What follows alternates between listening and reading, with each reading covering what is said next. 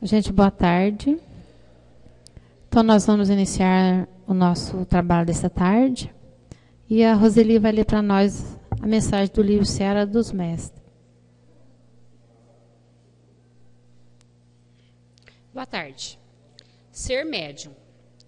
Abraçando a mediunidade, muitos companheiros na Terra adotam posição de absoluta expectativa, copiando a inércia dos manequins.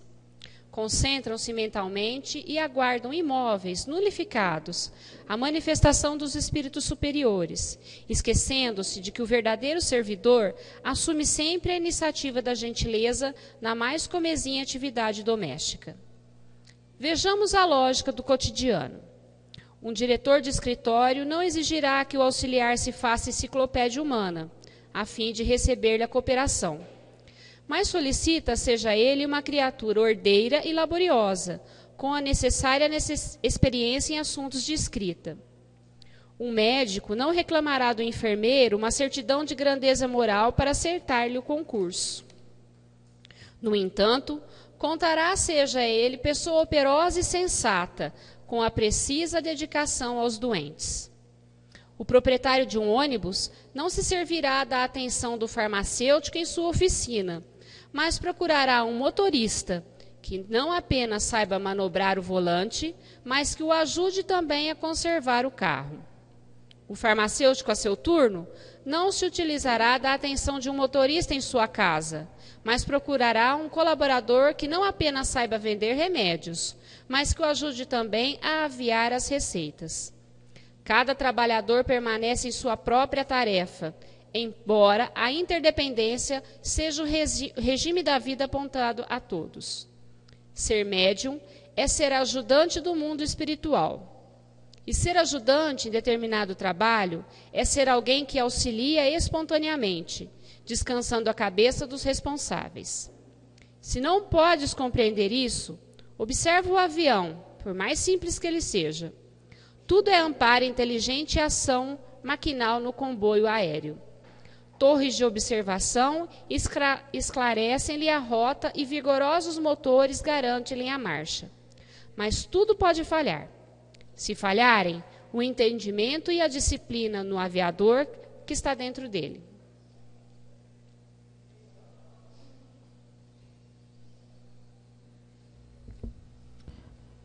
Então, nós vamos fazer uma prece,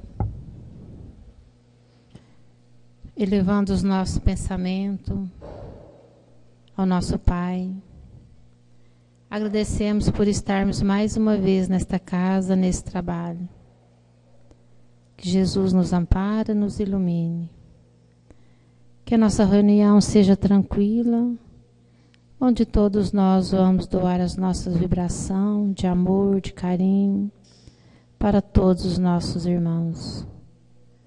Agradecemos a equipe espiritual por contar conosco mais uma vez essa tarde. Pai nosso que estais no céu, santificado seja o vosso nome. Venha a nós o vosso reino. Seja feita a vossa vontade, assim na terra como nos céus. O pão nosso de cada dia nos dá hoje. Perdoe, Pai, as nossas dívidas, assim como nós perdoamos os nossos devedores. E não nos deixe cair em tentações, mas livre de todo mal, que assim seja. Que a paz de nosso Mestre nos envolva. Que muita paz. E a Márcia vai passar para nós um pouquinho do tema ética.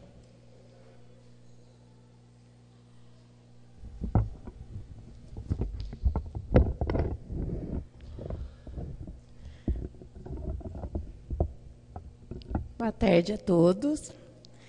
Então, eu vim aqui para falar um pouquinho sobre ética.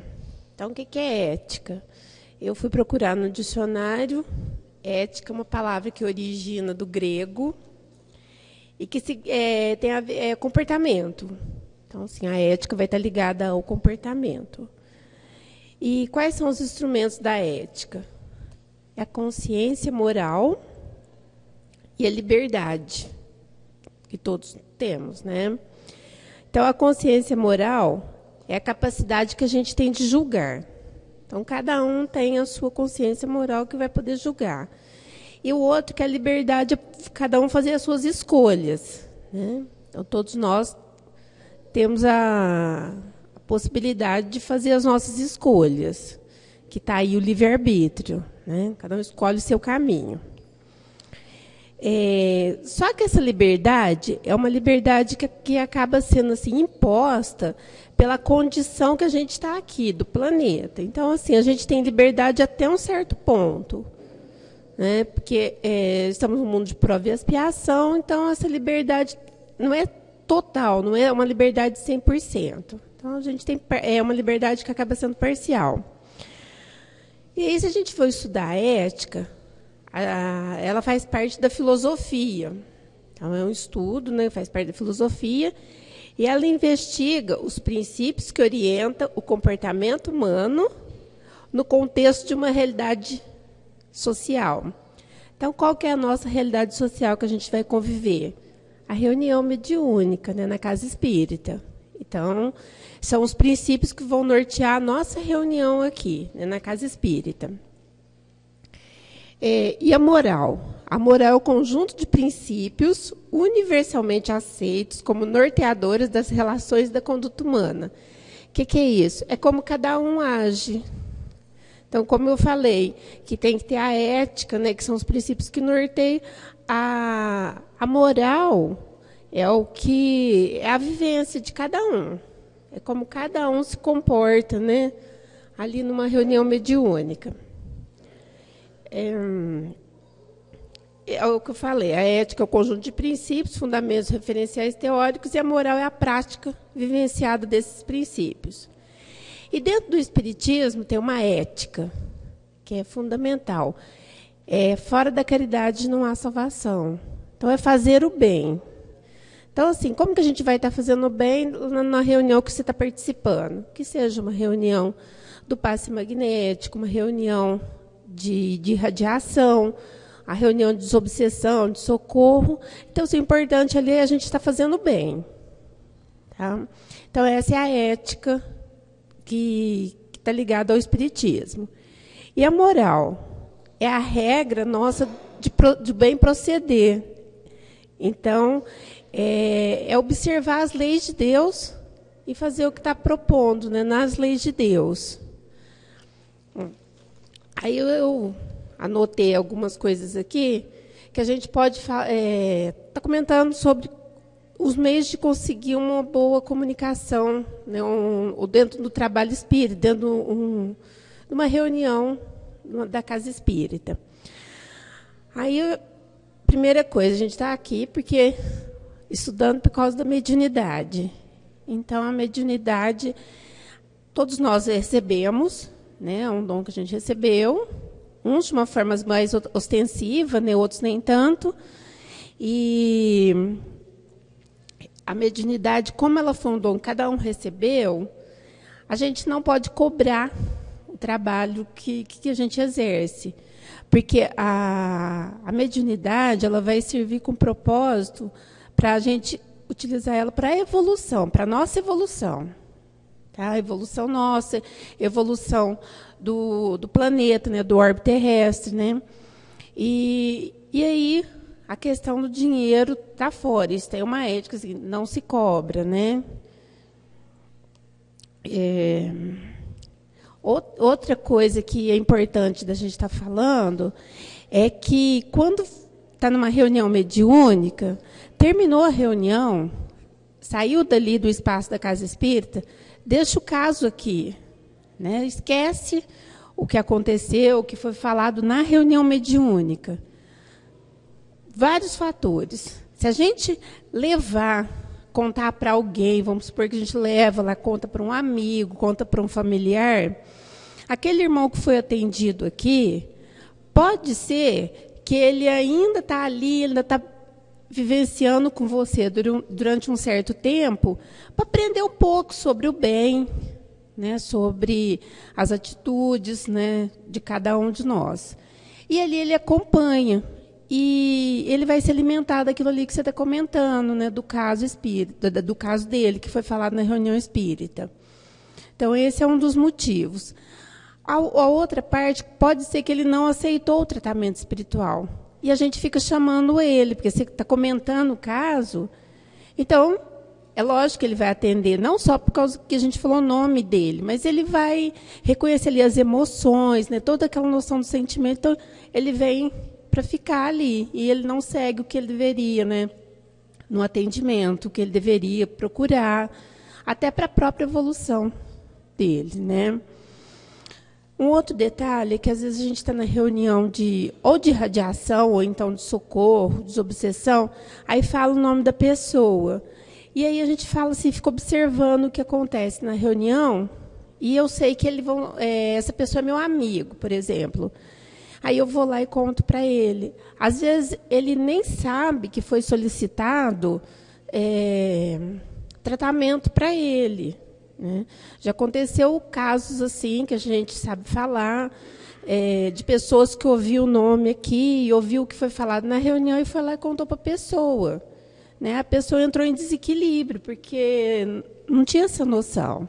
Né? A gente tem que respeitar, cada um é cada um. Então, assim, uma boa ética é não comentar nada do que foi falado aqui na reunião. Então, o que foi aqui, a espiritualidade vai dar continuidade, né? E deixar para eles e acabou.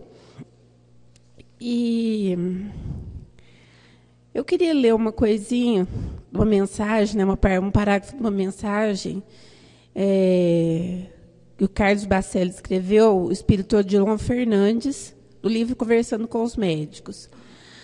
Aí ele fala...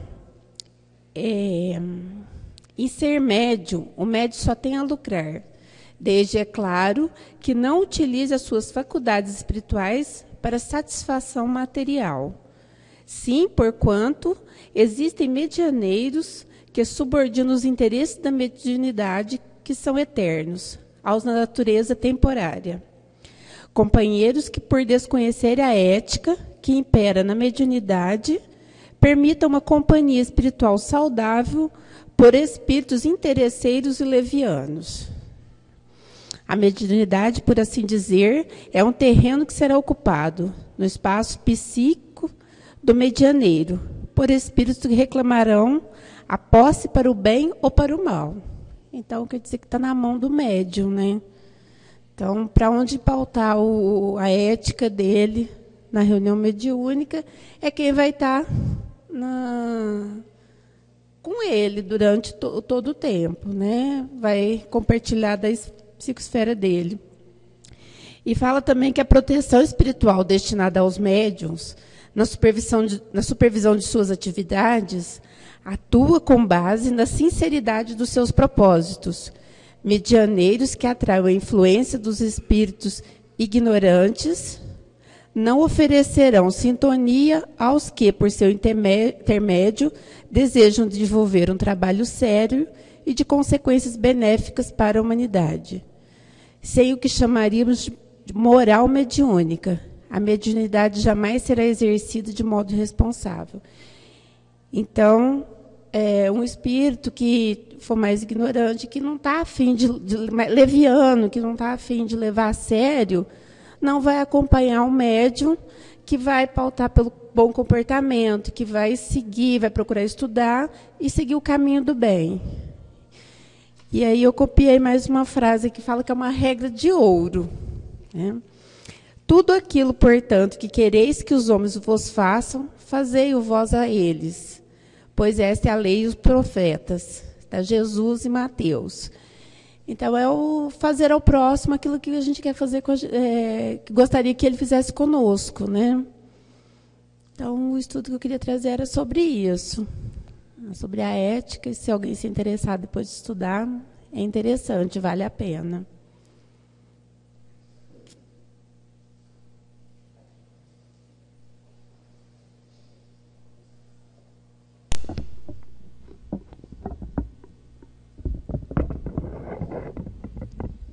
Gente, agora nós vamos para a sala e o grupo 1 pode acompanhar a Márcia.